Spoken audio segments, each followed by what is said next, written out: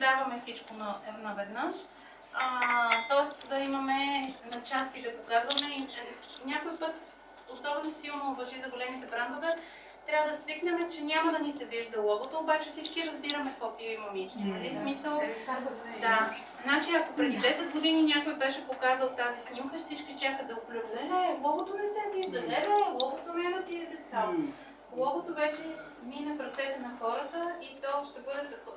Нали, ако сме работили достатъчно, то ще работи за нас, ще е разпознаваемо и така. Това цялото с лекота. Сега нали, очевидно са от големите брандове, които трябва да снасят съдържание поне 3 пъти на ден. Комуникация трябва да имат в социалните мрежи. 3 пъти на ден е too much, нали? Адски много и дори 1 път на ден е много, нали? Защото това означава поне 21-2 дена в месеца и това е всеки ден. Всеки ден, а за България се счита, че е хубаво и уикенда да имаш една комуникация. Тоест, дори за бизнес брандове, уикенда, нали, ако имаш едно нещо, ще би било супер. Поне 2 пъти в месеца по един уикенд да качиш по нещо.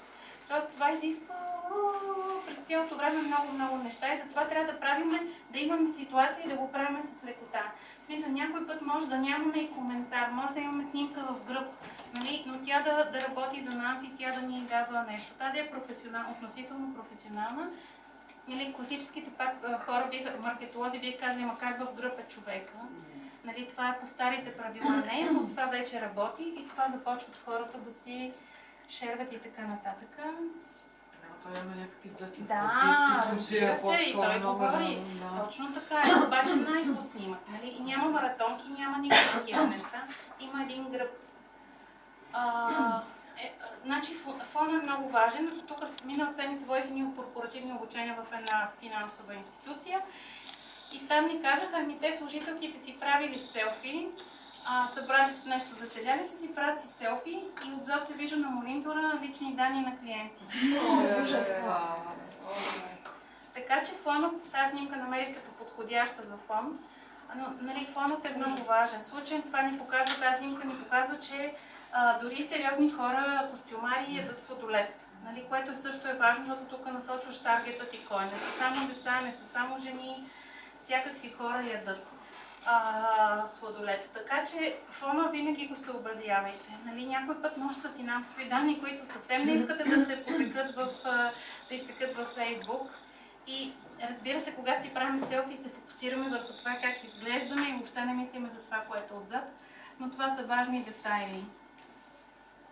И това, което и Бони каза преди малко и с дъгата, може да имаме фото opportunity във всеки един момент. Нали, съдбата, според мен, ни предлага през цялото време някакви възможности. Въпросът е ние дали ще имаме окото и инстинкта бързо да реагираме. Моят съвет е да се оглеждаме и да култивираме този инстинкт, защото всеки от нас го носи и имаме красиви елементи и неща постоянно. Това не значи, че трябва да прекаляваме и да си отстрелваме аудиторията само с снимки. Хубаво е, както сме и друг път много път си казвала, да редуваме съдържание, за това говорим за блогове, говорим за снимки, говорим за текстове, говорим за мъдри мисли, за видеа и така нататък. Тоест не трябва да сме монотонни в съдържанието, но когато имаме готин фотомомент, не трябва да го изпускаме. Ние сме в реалния живот, според мен имаме постоянно фотомоменти. Много бизнеси също друго правят една фотосесия и си захранват, имат си имидж банка за дълго напред. Това също е готин вариант. И за да имаме хубави професионални снимки, не винаги да разчитаме само на професионалните лични устройства, но това са различни решения. Ето